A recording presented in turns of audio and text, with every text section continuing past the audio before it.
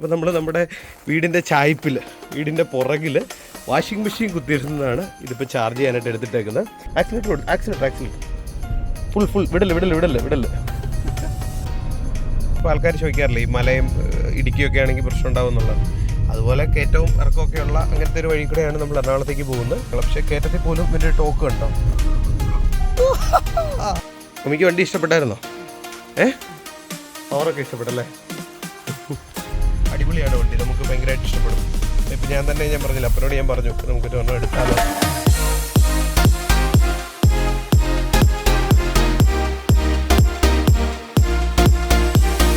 നമ്മൾ വീണ്ടും MGയുടെ ഷോറൂമിൽ എത്തിയിട്ടുണ്ട്. ഇന്ന് നമ്മൾ കോമറ്റ് അല്ല, നമ്മുടെ കൂട്ടത്തിലൊരു 3-4 ദിവസത്തേക്ക് അവരുടെ ഇസഡസിവിയുടെ എക്സ്ക്ലൂസീവ് പ്രോ എന്ന് പറയുന്ന വേരിയൻറ്റില്ലേ അത് വരുന്നുണ്ട്. അപ്പോൾ അതിൻ്റെ ഒരു ഇൻഡെപ്ത് റിവ്യൂ നിങ്ങൾക്ക് പ്രതീക്ഷിക്കാം. അതുപോലെ തന്നെ നമ്മൾ എറണാകുളത്താണല്ലോ, എറണാകുളത്ത് നിന്ന് പാലയിലേക്ക് പോകുമ്പോൾ ഉള്ളതിനെക്കുറിച്ചിട്ട് നിങ്ങൾക്ക് ചിന്തിക്കാം. പിന്നെ പലരും നിങ്ങൾക്ക് എക്സ്പെക്ട് ചെയ്യാം. പിന്നെ പലരും പറഞ്ഞതുപോലെ ഒരു ചാർജിങ് യൂണിറ്റിൻ്റെ ഒരു ഇൻഡെപ്ത് ആയിട്ടുള്ള കാര്യങ്ങൾ പറഞ്ഞു തരണം എങ്ങനെയാണ് ചാർജ് ചെയ്യേണ്ടത്, അത് കുറച്ച് കൺഫ്യൂസിങ് ആണ്. അപ്പോൾ അതിനെക്കുറിച്ചിട്ടുള്ളൊരു ഫുൾ വീഡിയോ നമുക്ക് ചെയ്യാം. വണ്ടി കൊള്ളാം അല്ലേ? ഓക്കെ, നമ്മളിവിടുന്ന് വണ്ടി ഇറക്കി. ആസ് യു ക്യാൻ സി 100% ഉണ്ട്. പക്ഷേ ഞാനിപ്പോൾ ഡയറക്റ്റ്ലി വീട്ടിലേക്ക് പോകത്തില്ലായിരിക്കും, നാളെ പോകത്തുള്ളായിരിക്കും. അപ്പം പോകുന്ന നേരത്ത് ഇവിടുന്ന് സ്റ്റാർട്ട് ചെയ്യുമ്പോഴത്തേക്ക് ചാർജ് എത്രയാണെന്ന് പറയാം. അവിടെ ചെല്ലുമ്പോൾ മിച്ചം എത്രയാണെന്നുള്ളത് നമുക്ക് നോക്കാമല്ലോ. നമ്മൾ കഴിഞ്ഞ ദിവസം എറണാകുളത്ത് ഇങ്ങോട്ട് വന്നപ്പോൾ എത്ര കിലോമീറ്റർ ഓടി, എത്ര റേഞ്ച് കിട്ടിയെന്നൊക്കെ നോക്കാമെന്ന് പറഞ്ഞില്ലായിരുന്നു നമ്മുടെ ഇസഡസിവിയുടെ. അപ്പോൾ നമ്മുടെ മുറ്റത്ത് നോക്കി കഴിഞ്ഞപ്പോൾ നിങ്ങൾ നോക്കുമ്പോൾ ഇസഡസിവി ഒന്നും കിടപ്പില്ലല്ലേ? അതിൻ്റെ കാരണം എന്താണെന്നറിയാം? ഈ ബാക്കിൽ നമുക്ക് ചാർജ് ഇന്നലെ വന്ന സമയത്ത് ഞാൻ രാവിലെ എറണാകുളത്ത് 75% വന്ന്. അത് കഴിഞ്ഞ് കസിൻസും അങ്ങനെയുള്ളവരൊക്കെ കുറേ വണ്ടി ഓടിച്ച് ആക്സലേഷൻ ടെസ്റ്റ് റിവ്യൂ ഒക്കെ കഴിഞ്ഞ് കഴിഞ്ഞപ്പോഴത്തേക്കും ഇവൻ്റെ ചാർജ് തീർന്നപ്പോൾ ഇവന് നോർമൽ ഒരു 15 ആംപിയറിൽ കുത്താൻ പറ്റുന്ന ചെറിയൊരു ഹോം ചാർജർ ഉണ്ടല്ലോ. അതൊരു വലിയ സിസ്റ്റം ഇൻസ്റ്റാൾ ചെയ്യാൻ പറ്റും. അതല്ലാത്ത ചെറിയൊരു ഹോം ചാർജർ ഉണ്ട്. അപ്പോൾ ആ ഹോം ചാർജറിൽ കുത്തിയിട്ടാണ് നമ്മൾ ചാർജ് ചെയ്തേക്കുന്നത്. കാരണം പാലായിൽ സൂപ്പർ ചാർജർ ഒന്നുമില്ല, അല്ലെങ്കിൽ ചാർജിങ് സ്റ്റേഷൻസ് എൻ്റെ അറിവിൽ പാലായിൽ ഇതുവരെ ഇല്ല. അപ്പോൾ നമ്മൾ നമ്മുടെ വീടിൻ്റെ ചായ്പിൽ വീടിൻ്റെ പുറകിൽ വാഷിംഗ് മെഷീൻ കുത്തിയിരുന്നതാണ് ഇതിപ്പോൾ ചാർജ് ചെയ്യാനായിട്ട് എടുത്തിട്ടേക്കുന്നത്. അപ്പോൾ ഞാൻ നോക്കി ഏതാണ്ട് 59-60% ചാർജ് ആയിട്ടുണ്ട്. അപ്പോൾ ദാറ്റ്സ് ഇനഫ്. അപ്പോൾ നമുക്ക് ഇതാട്ടെ ഇവൻ്റെ കീ കണ്ടായിരുന്നല്ലോ, ഫുൾ റിവ്യൂ കണ്ടായിരുന്നല്ലോ. അപ്പോൾ ഇതിപ്പോൾ നമുക്ക് ജസ്റ്റ് എറണാകുളത്തേക്ക് പോകുമ്പോൾ എത്ര കിലോമീറ്ററിൽ സ്റ്റാർട്ട് ചെയ്തു, എത്ര റേഞ്ച് എത്രമാത്രം കിട്ടുന്നുണ്ട്. ഇങ്ങോട്ട് ഞാൻ വന്ന് അടിച്ച് പറപ്പിച്ചാൽ വന്ന് അങ്ങോട്ട് മര്യാദയ്ക്ക് ഒരു നോർമൽ രീതിയിൽ നമുക്ക് പോയി നോക്കാം എത്ര റേഞ്ചിൽ അവിടെ ചെല്ലുന്നുള്ളത് നോക്കാം. അതുപോലെ തന്നെ ഫാദർ വണ്ടി ഓടിച്ച് നോക്കിയില്ല. ഫാദർ ഓടിച്ചിട്ട് ഫാദറിൻ്റെ എക്സ്പീരിയൻസ് എന്താണെന്നുള്ളതും കൂടെ ഞാൻ നിങ്ങളുടെ അടുത്ത് ഷെയർ ചെയ്യാം കേട്ടോ. ഇത് ചാർജർ ഇങ്ങനെ കുത്തിയിട്ട കള്ളന്മാരടിച്ചുകൊണ്ട് പോകുന്നുള്ളൊരു പേടിയില്ലേ? ശരിക്കും ഇത് അൺലോക്ക് ചെയ്താൽ മാത്രമേ നമുക്ക് ഈ സാധനം റിമൂവ് ചെയ്യാൻ പറ്റത്തുള്ളൂ. ലോക്ക്ഡ് ആണെന്നുണ്ടെങ്കിൽ ആ സാധനം നമുക്ക് റിമൂവ് ചെയ്യാൻ പറ്റത്തില്ല. എനിക്ക് വണ്ടി ഇഷ്ടപ്പെട്ടായിരുന്നോ? പവറൊക്കെ ഇഷ്ടപ്പെട്ടല്ലേ? ഓക്കെ, നമുക്കിതിനെ അടച്ച് നമുക്ക് പോകാം. ഇതിങ്ങനെ അടച്ചാൽ മാത്രം മതി. ചാർജറിൻ്റെ ഒരു കവറുണ്ട്, നമുക്ക് അതിൽ വയ്ക്കാം. ഇതുണ്ട് ഇവിടെ കഷ്ടിയാണ് ഇതെടുത്തത്. നമ്മൾ കോമറ്റ് വന്നപ്പോൾ ഫ്രണ്ടിൽ ചാർജ് ചെയ്തായിരുന്നല്ലോ, പക്ഷേ ഇതിൻ്റെ കേബിളിന് കുറച്ചുകൂടെ നീളം കുറവാണ്. അതുകൊണ്ടാണ് ബാക്കിൽ കൊണ്ടുവന്നത്. പണ്ട് കാലത്ത് അറിയത്തില്ലായിരുന്നു ഇലക്ട്രിക്കൽ വെഹിക്കിളൊക്കെ ചാർജ് ചെയ്യേണ്ടി വരും എന്നുള്ളത്. നമുക്കിത് സ്റ്റാർട്ട് ചെയ്ത് ജസ്റ്റ് ഒന്ന് പുറത്തോട്ടെടുക്കാം. എൻ്റെ അമ്മോ, ചൂട്. ഓക്കെ, നല്ല പാട്ടാണല്ലോ തുടക്കത്തിൽ തന്നെ. 68% ചാർജായി. 20-68%. രാത്രി കുത്തിയിട്ടപ്പം നമ്മൾ എക്കോ മോഡിൽ ഇട്ട് കഴിഞ്ഞ് കഴിഞ്ഞാൽ നമുക്ക് 236 കിലോമീറ്റർ ഓടാനുള്ള റേഞ്ച് ഉണ്ട് വണ്ടിക്ക്. ഇപ്പം ഇത് വളരെ ടൈറ്റ് ഒരു കോർണറിലാണല്ലോ. അപ്പോൾ നമുക്ക് ഇതിൻ്റെ ക്യാമറ ഒന്ന് ഓണാക്കി നോക്കിയേക്കാം. എന്നാലും പപ്പയുടെ ഫ്രണ്ടിലൊന്ന് നിൽക്കാനൂടെ ഒന്ന് പറഞ്ഞിട്ടുണ്ട്. നേരെ റിവേഴ്സിലോട്ട് ഇടുക. പിന്നെ ഇത് എടുത്തിട്ടുണ്ട്.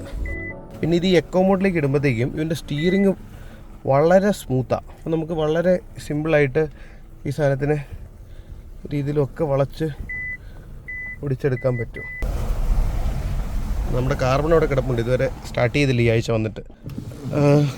നമ്മുടെ ബാഗും ഒക്കെ ഒന്ന് എടുത്ത് വെച്ചേക്കാം. ഇതിൻ്റെ ഡിക്കി സ്പേസും ബാക്ക് സ്പേസും കണ്ടല്ലേ നിങ്ങൾ? ബാഗ് എൻ്റെ അമ്മോ നല്ല വെയിറ്റാ. ഒരാഴ്ച അവിടെ അലക്കാൻ പൊടി ആയതുകൊണ്ട് ഇവിടെ കൂടെ നല്ല അലക്കുന്നു. ഇതാണ് ഇൻറ്റീരിയർ, നല്ല സ്പേഷ്യസ് ആണ്. ഡിക്കിയിൽ ഇവൻ്റെ ഹോം ചാർജർ വെച്ചിട്ടുണ്ട്. ഇതാണ് ഇവൻ്റെ ഹോം ചാർജർ യൂണിറ്റ്. അത് ഞാൻ ഫുൾ വീഡിയോയിൽ കാണിച്ചിട്ടുണ്ട്. ഇത് കണ്ടോ? അതെടുക്കാൻ മടിയുള്ളതുകൊണ്ട് ഞാൻ ആ ഫോട്ടോ കാണിച്ചു തരാം. ഇത് മേടിക്കുകയാണെങ്കിൽ നമുക്ക് ഈ ചാർജർ വീട്ടിൽ ഇൻസ്റ്റാൾ ചെയ്ത് തരാം. അപ്പോൾ ഒരു 5-6 മണിക്കൂർ കൊണ്ട് ചാർജ് 4-5 മണിക്കൂറും കൊണ്ട് ചാർജ് കയറിക്കുള്ളൂ. മറ്റേ പ്ലഗിൽ ഇട്ട് കഴിഞ്ഞാൽ 17 മണിക്കൂറൊക്കെ കാണിക്കും. അത് നമുക്ക് നടക്കത്തില്ല. അപ്പം ഫാദർ EV ഓടിച്ചില്ലായിരുന്നു. ഫാദറിന് EV ഒന്ന് ഓടിക്കണം എന്ന് പറഞ്ഞു. അപ്പം കയറിയിട്ടുണ്ട്. നമുക്ക് ഫാദർ ഓടിച്ച് കഴിഞ്ഞിട്ട് ഞാൻ ഇവിടുന്ന് പോകാൻ നേരത്തുള്ള കിലോമീറ്റർ കാണിച്ചു തരാം. അവിടെ നമ്മൾ എറണാകുളം വരെ എത്ര കിലോമീറ്റർ ഓടി, ഇതിൻ്റെ അകത്ത് എത്ര ശതമാനം കുറഞ്ഞു എന്നുള്ളതും നമുക്ക് ചെക്കൗട്ട് ചെയ്ത് നോക്കാം. അപ്പോൾ ഇതിന് ഇപ്പോൾ സ്മാർട്ട് കീ ആയതുകൊണ്ട് നമ്മൾ കീ പോക്കറ്റിൽ ഇട്ടാൽ മതി. കീ പോക്കറ്റിൽ അവിടെ വെച്ചാൽ മതി. എന്നിട്ട് ചുമ്മാ ബ്രേക്ക് അപ്ലൈ ചെയ്യുക. ബ്രേക്ക് അപ്ലൈ ചെയ്തിട്ട് ഇത് നമ്മൾ എഞ്ചിൻ സ്റ്റാർട്ട് ചെയ്യുന്ന പോലെ ഒരു സ്വിച്ച്. ബ്രേക്ക് പെഡൽ ചവിട്ടുക. ചവിട്ടിയില്ലല്ലോ? ഇപ്പം ചവിട്ടി. വണ്ടി ഗ്രീറ്റ് ചെയ്ത് ഞെക്കി ഓണായി. ഗ്ലാസ് ഇട്ടിട്ട് ഇതാ ഇവൻ്റെ ലിവർ. ഇത് നമ്മൾ ഗിയർ പോലെ ഇതിന് 3 ലിവറാണുള്ളത്. മറ്റേ റിവേഴ്സ്, ന്യൂട്രൽ, ഡ്രൈവ്. അപ്പോൾ ഇതിൽ ഡ്രൈവിലേക്ക് ഇട്ട് കഴിഞ്ഞ് കഴിഞ്ഞാൽ തിരിച്ച് ബ്രേക്ക് ചവിട്ടിക്കൊണ്ട് വേണം ചേഞ്ച് ചെയ്യാൻ. ഡ്രൈവിലോട്ട് ന്യൂട്രൽ ഡ്രൈവ് ആയില്ലേ? അപ്പോൾ ഡ്രൈവ് ആകുമ്പോൾ ഇവിടെ ഒരു ഇൻഡിക്കേഷൻ കാണിക്കും. പിന്നെ നമ്മൾ ഓട്ടോമാറ്റിക് ഓടിക്കുന്ന പോലെ ബ്രേക്ക്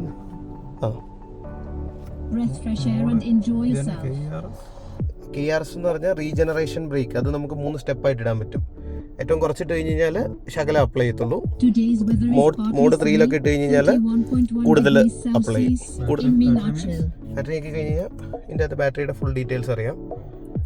ഇവിടെ എത്ര CO2 ഒരു ഗിമിക്കി ഫീച്ചറാണ്. നമ്മൾ ഈ മാസം എത്ര CO2 ലാഭിച്ചു, അങ്ങനെ നമ്മളെ ഒന്ന് സമാധാനിപ്പിക്കാൻ വേണ്ടിയിട്ടൊരു ഡാറ്റ പോയിന്റ്. പിന്നെ 3 മോഡുണ്ട്. Echo മോഡുണ്ട്, normal മോഡുണ്ട്. ചുമ്മാ ഹോമിൽ ഞെക്കിയാൽ മതി. ഇതിൽ ബാക്കി എല്ലാ ഫീച്ചേഴ്സും ഉണ്ട്. ആപ്പിൾ പ്ലേ അങ്ങനത്തെ എല്ലാ. വലിയൊരു സൺറൂഫും ഉണ്ട്, ഫുള്ള് വലിപ്പമുള്ള. കാലെടുത്താൽ വണ്ടി പോകും. ഇത് ഞങ്ങളുടെ ഈ നാട്ടിൽ ഇതുപോലെ ഈ റബ്ബറൊക്കെ റീപ്ലാന്റ് ചെയ്യുന്ന സമയത്ത് കൈതക്കാരുണ്ട്. അപ്പോൾ അവർ വന്ന് കൈത ചെയ്യുന്ന കൂട്ടത്തിൽ നമുക്ക് വേണ്ട പ്ലാന്റ് വെച്ച് തരും. അത് ഒരു നല്ല പരിപാടിയാണ്. നമ്മൾ പ്ലാന്റേഷനിലൊന്നും ഒത്തിരി സമയം കളയാൻ പറ്റില്ലെന്നുണ്ടെങ്കിൽ അത് നമുക്ക് ചെയ്യാൻ പറ്റും. ഇതുണ്ട്, ഇവിടെ ഒരു ക്യാമറ ഉണ്ട്. ഫുൾ ടൈം ഫ്ലാഷ് അടിച്ചുകൊണ്ടിരിക്കും. എന്തിനാന്ന് ആ ക്യാമറയ്ക്കും അറിയത്തില്ല, MVDക്കും അറിയത്തില്ല. ഓക്കെ, അപ്പോൾ എങ്ങനെയുണ്ട് ഓടിച്ചിട്ട്? തുടങ്ങിയതുള്ളല്ലേ? വളരെ സ്മൂത്താ അല്ലേ? കഴിഞ്ഞ ദിവസം കോമറ്റ് ഓടിച്ചില്ല. കോമറ്റ് ഇത് തമ്മിലുള്ള വ്യത്യാസം എന്താ? ആനയാട് തമ്മിലുള്ള വ്യത്യാസം ഒന്നുണ്ടോ?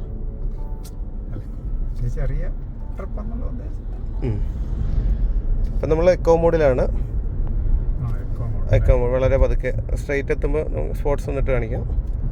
ഇതിൽ ഫുള്ള് അഡാസ് സ്റ്റോക്ക് വരുന്നുണ്ട്. അതായത് നമുക്ക് ഇതിൻ്റെ അകത്ത് വേണ്ട എല്ലാ കാര്യങ്ങളും, അതായത് ഫ്രണ്ടിൽ ആരെങ്കിലും ചാടിയാൽ ബ്രേക്ക് പിടിച്ചോളും, ഓട്ടോമാറ്റിക്കലി ഫ്രണ്ടിൽ എന്തെങ്കിലും കൊലീഷൻ ഉണ്ടെങ്കിൽ വണ്ടി ബ്രേക്ക് പിടിച്ചോളും, ലെയിനിൽ കീപ്പ് ചെയ്തോളും. അങ്ങനെ പുതിയ വേണ്ട ഫീച്ചേഴ്സ് എല്ലാം. പെഡസ്ട്രിയൻ ഇപ്പം അവിടെ സെൻട്രൽ മീറ്ററിൽ കണ്ടോ കാറും അതിൻ്റെ ഫ്രണ്ടിലത്തെ ടെസ്ലയിലൊക്കെ എന്ന് പറയുന്ന പോലെ ഫ്രണ്ടിലൊരു ഒബ്ജക്റ്റ് പോകുന്നതിൻ്റെ ഇതുമെല്ലാം അവിടെ നടുക്ക് കൊടുത്തേക്കുന്നുണ്ടോ? എനിക്കിപ്പോലെ ഞാനിത് മോഡ് എടുത്ത് സ്പോർട്സിലോട്ട്. അപ്പോൾ കൈ രണ്ട് ഇവിടെ പിടിച്ചേ, ഇതിലും പിടിച്ചോ. എന്നിട്ട് ഫുൾ ചവിട്ടി ഓടിക്കുക. ഫുൾ പെഡൽ എങ്ങനെയുണ്ട്? ആക്സലേഷൻ ഒന്ന് ഫുള്ളി ഓടിക്കും. ആ ടോർക്ക് ഉണ്ടോ?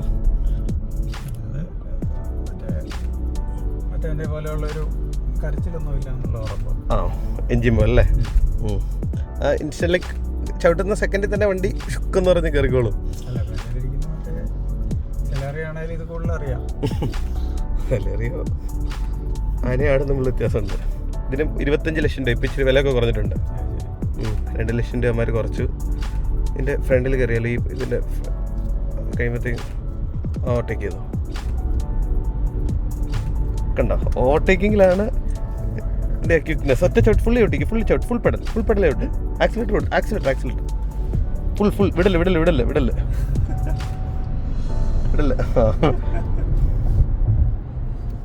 അതാണ് ലൈക്ക് ആ ഒരു നമുക്ക് പെട്ടെന്ന്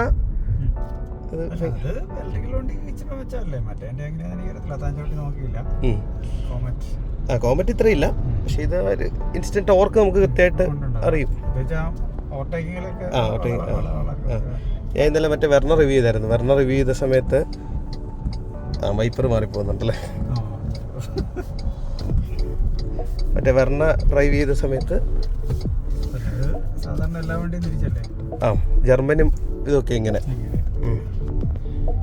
പിന്നെ ഇതിൽ എനിക്കൊരു ഫേസ് ചെയ്തൊരു പ്രോബ്ലം എന്ന് പറഞ്ഞാൽ ഇത് കുറച്ച് ഭയങ്കര പവറാണ്. നമുക്ക് ആ ഒരു പവറിനെ കൺട്രോൾ ചെയ്യാൻ പറ്റാത്ത പോലെ തോന്നുന്നുണ്ട്. ഫ്രണ്ട് വീൽ ഡ്രൈവ് ആയതുകൊണ്ട് ഇപ്പോൾ നമ്മൾ അത്യാവശ്യം നല്ല സ്പീഡിൽ മറ്റേ ഐസി എഞ്ചിനൊക്കെ പോകുന്ന പോലെ പോയി കഴിയുമ്പോഴത്തേക്കും കുറച്ചൊരു പാടുപോലെ എനിക്ക് ഫീൽ ചെയ്തായിരുന്നു.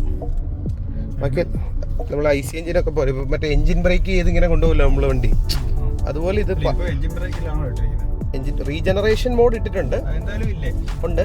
പക്ഷെ നമുക്ക് മറ്റേ ഐസി എഞ്ചിൻ ഹാൻഡിൽ ചെയ്യുന്ന പോലെ ഹാൻഡിൽ ചെയ്യാന്ന് വെച്ച് കഴിഞ്ഞാൽ ഇച്ചിരി പാടായിരുന്നു. അതായത് കുറച്ച് ഓവർ പവേർഡ് പോലെ എനിക്ക് തോന്നുന്നു. അല്ലെങ്കിൽ പവർ കൂടുതലും അതിനെ ഹാൻഡിൽ ചെയ്യാനുള്ളൊരു ഇൻഫ്രാസ്ട്രക്ചർ കുറച്ച് കുറവ് പോലെ തോന്നി. ഇപ്പം ചെറിയ ഓട്ടത്തിലൊന്നും അറിയത്തില്ല. ഞാൻ പറഞ്ഞ ബ്രേക്കിംഗ് ഒക്കെ സ്മൂത്താ. ഇല്ല, അതാ റീജനറേഷനോടെ ഉള്ളത്. നിങ്ങൾ KCB ഇത് മേടിച്ചായിരുന്നു അതോ നെക്സോൺ ആണോ ഒന്ന് മേടിച്ചത്? വെറിറ്റോ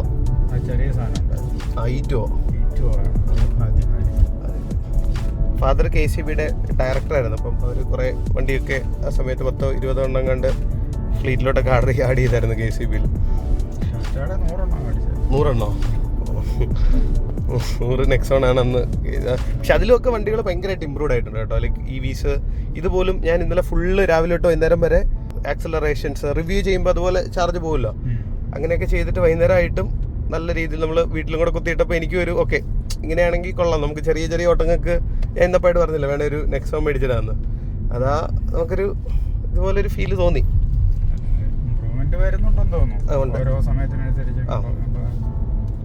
ഫുൾ സ്പീഡിൽ ആക്സലേഷൻ ടെസ്റ്റ്, ബ്രേക്ക് ടെസ്റ്റ് ഭയങ്കര അഗ്രസീവ് ആയിരുന്നു. പിന്നെ അതുപോലെ ഇന്നലെ കസിൻസൊക്കെ മറ്റേ ബിജുപാപ്പനും കൊച്ചാൻറ്റി വിനിപ്പാപ്പനൊക്കെ കയറിയായിരുന്നു. അവരെല്ലാം കാണിക്കാൻ വേണ്ടി ആ ഒരു ആക്സലറേഷൻ തന്നെ കാണിച്ചിട്ടുണ്ട്. എന്നിട്ട് ഇത്രയും റേഞ്ച് കിട്ടുമ്പോൾ നമുക്കൊരു, ഞാൻ പണ്ട് ടാറ്റ നെക്സോൺ ഇറങ്ങിയ സമയത്ത് അവരുടെ വണ്ടി റിവ്യൂ ചെയ്യാനായിട്ട് പോയായിരുന്നു. അന്നൊരു 1 മണിക്കൂർ ആക്സലറേഷൻ കൊടുത്തപ്പോൾ തന്നെ 100% ഉണ്ടായിരുന്നു, 20% അത് ഫസ്റ്റ് EV. പക്ഷെ ഇപ്പം എന്ന് പറയുന്നത് വളരെ ഇമ്പ്രൂവ്ഡ് ആയിട്ടുണ്ട്. അങ്ങനെയുണ്ട് വണ്ടി മൊത്തത്തിൽ ഓടിച്ചിട്ട്. സ്വിച്ചിൽ ഈ പാർക്ക് കൂടെ ഒന്ന് ഓണാക്കിട്ടാ അത് പിന്നെ ഓട്ടോമാറ്റിക്കലി നമ്മൾ ഓഫ് ചെയ്യുമ്പോൾ ഓണായിക്കോളും. എന്നുണ്ടെങ്കിൽ പാർക്കിൽ നിൽക്കിയാൽ മതി, പാർക്ക് ആയിക്കോളും വണ്ടി. അപ്പം അപ്പപ്പാടെ ഡ്രൈവിംഗ് ഒക്കെ കഴിഞ്ഞ് നമ്മൾ ദാണ്ടെ വീണ്ടും എറണാകുളത്തേക്ക് വണ്ടി സ്റ്റാർട്ട് ചെയ്യാണ്. ഇപ്പം 64% ബാറ്ററിയാണുള്ളത്. അതായത് നിങ്ങൾ കാണാമല്ലോ, എക്കോ മോഡിലിട്ട 225, നോർമൽ 214, മറ്റേതിൽ എക്കോ തന്നെ ഇട്ട് നോക്കി. ഇങ്ങോട്ട് നല്ല സ്പീഡിലല്ലോ, നമുക്ക് എക്കോ ഇട്ട് പോകാം. ഇതിൻ്റെ അകത്ത് ഇപ്പോൾ ഓഡോമീറ്ററിൽ ഇതിൻ്റെ കിലോമീറ്റർ 5262.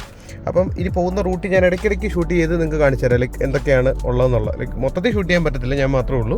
അപ്പോൾ ഇടയ്ക്ക് ഗ്ലിംസ് കാണിച്ചു തരാം. നമ്മൾ ഒന്നെങ്കിൽ പിറവും വഴിയായിരിക്കും പോകുന്നത്, അപ്പോൾ അത്യാവശ്യം സ്പീഡിലും തന്നെ ആയിരിക്കും പോകുന്നത്. ഒത്തിരി പതുക്കെ ആയിരിക്കത്തില്ല, നോർമൽ ഒരു പോക്ക് നമുക്ക് പോകാം. എത്ര റേഞ്ച് ഉണ്ട്, എന്തോരം മിച്ചം ഉണ്ടെന്നുള്ളത് നമുക്ക് അവിടെ ചെല്ലുമ്പോഴത്തേക്കും ലെറ്റ്സ് സീ. പാല കഴിഞ്ഞിട്ടുണ്ട്. നമ്മൾ ഇങ്ങനെ ഒരു 60, 70, 80 ആ ഒരു സ്പീഡിൽ തന്നെ ആട്ടോ പോകുന്നത്. ഇപ്പോൾ 213 കിലോമീറ്റർ ആയിട്ട് റേഞ്ച് കാണിക്കുന്നത്. ഇത് കയറ്റങ്ങൾ കണ്ട്, ഇതുപോലത്തെ വലിയ കയറ്റങ്ങൾ. പക്ഷേ കയറ്റത്തിൽ പോലും ഇതിൻ്റെ ടോക്ക് കണ്ടോ, എക്കോ മാഡ് ആണെങ്കിൽ പോലും ആ രീതിയിൽ കയറും. പിന്നെ ഞാൻ പറഞ്ഞില്ല, ഫ്രണ്ടിൽ വെയിറ്റ് കുറവുള്ളതുകൊണ്ടാന്ന് തോന്നുന്നു, ജസ്റ്റ് ലൈക്ക് ഒരു ഗ്രിപ്പില്ലാത്ത പോലെ തോന്നുന്നുണ്ട്. എന്ന് പറഞ്ഞാൽ ഇത്രയും പവർ ഹാൻഡിൽ ചെയ്യാനുള്ള ഒരു ഇത് കുറവ് പോലെ എനിക്ക് ചെറുതായിട്ട് ഫീൽ ചെയ്തു. അത് ഫീലിംഗ് ആണോന്ന് അറിയത്തില്ല, പക്ഷേ like it's A good EV. നമുക്ക് ഞാൻ അൾട്ടിമേറ്റ് എൻ്റെ ആകുമ്പോഴത്തേക്ക് ഇതിൻ്റെ ഒരു ഫീഡ്ബാക്ക് പറയാം. അടിപൊളിയാണ് വണ്ടി, നമുക്ക് ഭയങ്കരമായിട്ട് ഇഷ്ടപ്പെടും. ഇപ്പം ഞാൻ പറഞ്ഞില്ല, അപ്പനോട് ഞാൻ പറഞ്ഞു നമുക്കൊരു ഒരെണ്ണം എടുത്താലോ. റേഞ്ച് ആങ്സൈറ്റി അത്രയില്ല, അത്യാവശ്യം നല്ല പെർഫോമൻസ് ഉണ്ട്, നല്ല പവറുണ്ട്. ഇത് കാല് കൊടുത്താൽ ആ ഒരു ഫീൽ കിട്ടും. എൻ്റെ പേടി ഞാൻ തിരിച്ച് വെർണയിലോട്ടൊക്കെ കയറുമ്പോഴേ നമുക്ക് അതൊട്ടും പവറില്ലാത്ത പോലെ തോന്നുന്നു എന്നുള്ളൊരു ഫീലിംഗ് മാത്രമേ ഉള്ളൂ ഇപ്പം. അതായത് ഞാൻ പറഞ്ഞ പോലെ നമ്മൾ ലൈക്ക് ഒരു റൂറൽ ഏരിയ കൂടെ പോകുന്നത്. ഇപ്പോൾ ആൾക്കാർ ചോദിക്കാറില്ലേ ഈ മലയും ഇടുക്കിയൊക്കെ ആണെങ്കിൽ പ്രശ്നം ഉണ്ടാവും എന്നുള്ളത്. അതുപോലെ കയറ്റവും ഇറക്കമൊക്കെ ഉള്ള അങ്ങനത്തെ ഒരു വഴി കൂടെയാണ് നമ്മൾ എറണാകുളത്തേക്ക് പോകുന്നത്. ശരിക്കും ഒരു റൂറൽ ഏരിയ ഉണ്ടോ, ഇറക്കമാണ്, കയറ്റമാണ്. This is the way, Piravom വഴി എന്ന് പറയും. അപ്പോൾ ഇതുവഴി കറങ്ങി തിരിഞ്ഞ് കളമശ്ശേരിയിലാണ് ഞാൻ ചെല്ലുന്നത്. എന്ന് പറഞ്ഞാൽ എറണാകുളത്തിന് ഇപ്പുറത്ത് ഒരു 60-68 കിലോമീറ്റർ കാണും. അത് പക്ഷേ ലൈക്ക് ഒരു റൂറൽ ഏരിയയിലൂടെ ഓടുന്ന പോലെ എന്നുള്ള ഹൈവേ അല്ല, റൂറലാണ്. അതനുസരിച്ച് നമുക്ക് ചെല്ലാൻ പറ്റുമല്ലോ എന്നുള്ളത് നമുക്കൊന്ന് നോക്കാമല്ലോ. ലൈക്ക് റൂട്ട്സൊക്കെ കണ്ടല്ലോ. ഈ ഇവിടെ പോകുന്ന വഴിക്ക് വർക്ക് നടക്കുക, അപ്പോൾ അതുപോലത്തെ സർഫസിൽ കൂടെയാണ് നമ്മൾ പോകുന്നത്. പിന്നെ അതുപോലെ ഞാൻ പറഞ്ഞില്ല, MGയുടെ സസ്പെൻഷൻ വേറെ ലെവലാണ്. നോക്കി ലൈക്ക് സാധാ ഒരു വെഹിക്കിളും ഈ സസ്പെൻഷനും തമ്മിൽ എന്തോരം മാറ്റം ഉണ്ടെന്ന് നോക്കി. അത്രയും സ്മൂത്താണ് സാധനം.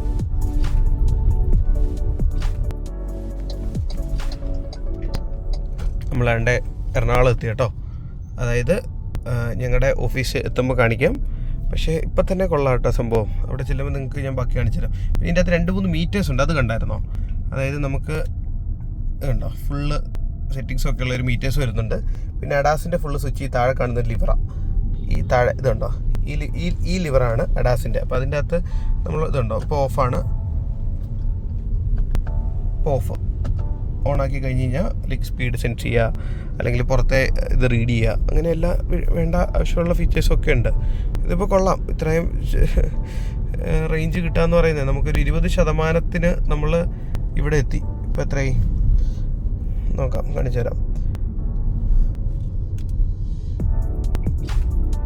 5333. അപ്പം നേരത്തെ എത്രയായിരുന്നു ഒന്ന് കാൽക്കുലേറ്റ് ചെയ്തത്. ഞാൻ വേണ്ടി ഇവിടെ കാണിച്ചു തരാം. അത്രയും കിലോമീറ്റർ 20% താഴെ ബേൺ ആയിട്ടുള്ളൂ. അത് കൊള്ളാം കേട്ടോ. ശരിക്കും നമുക്ക് യൂസ്ഫുൾ ആയിട്ടുള്ള രീതി തന്നെ. നമ്മൾ നമ്മുടെ ഓഫീസിലെത്തി. എൻ്റെ കമ്പനി ടെക്മാഗി എന്ന് പറഞ്ഞൊരു കമ്പനിയാണ്. ഇവിടെ കേരള സ്റ്റാർട്ടപ്പ് മിഷനിലാണ്. ഇവിടെ ഈ ചാർജിങ് സ്റ്റേഷനിലിട്ട് നമ്മൾ അങ്ങോട്ട് വന്നെടുത്ത് ചാർജ് ചെയ്ത്. ഇപ്പോൾ ചാർജ് ചെയ്യുന്നില്ല, ഇപ്പോൾ വക്കുണ്ട്. അപ്പോൾ അത് വക്കിലേക്ക് കയറാം. അപ്പോൾ ഈ ടോട്ടൽ ട്രിപ്പിന് എനിക്കൊരു 1.5 മണിക്കൂർ 1.25 മണിക്കൂർ എടുത്തുള്ളൂ. അതായത് പാലാ ടു എറണാകുളം എനിക്കൊന്ന് 75 കിലോമീറ്റർ 80 കിലോമീറ്റർ എടുത്ത് ഓടിയിട്ടുണ്ട്. 20% ബാറ്ററിയെ കുറഞ്ഞിട്ടുള്ളൂ. That's really good. ഇതാണ് നമ്മുടെ കേരള സ്റ്റാർട്ടപ്പ് മിഷൻ, ഗവൺമെൻറ്റിൻ്റെ കോംപ്ലക്സ്. അവിടെ നമ്മുടെ ഓഫീസ് സ്പേസ് വരുന്നത്. അപ്പം ഇത് കൊള്ളാം. ഈ ശരിക്കും ലൈക്ക് ലവ് എന്ന് പറയുന്ന പോലെ ഈ EV കൊള്ളാം. ഇവൻ കൊള്ളാം. പണ്ട് നെക്സോൺ EV ഒക്കെ ഇറങ്ങിയ സമയത്ത് നമ്മൾ എടുത്ത് നോക്കിയപ്പോൾ 2-3 ആക്സിലേഷൻ കഴിഞ്ഞ സമയത്തേക്ക് അതിൻ്റെ ചാർജ് തീർന്നു. പക്ഷേ ഇതിങ്ങനെയല്ല. ഇത് like it's feels like reliable. നമുക്ക് കണ്ടോ 50% ചാർജിൽ വേണമെങ്കിൽ എറണാകുളം വന്ന് തിരിച്ചു പോകാനുള്ള പ്രൊവിഷൻ അല്ലെ ചാർജ് ഇവനുണ്ട്. അപ്പോൾ so this is your Deepak Rajan signing off. Doctor drive signing off. Thank you so much.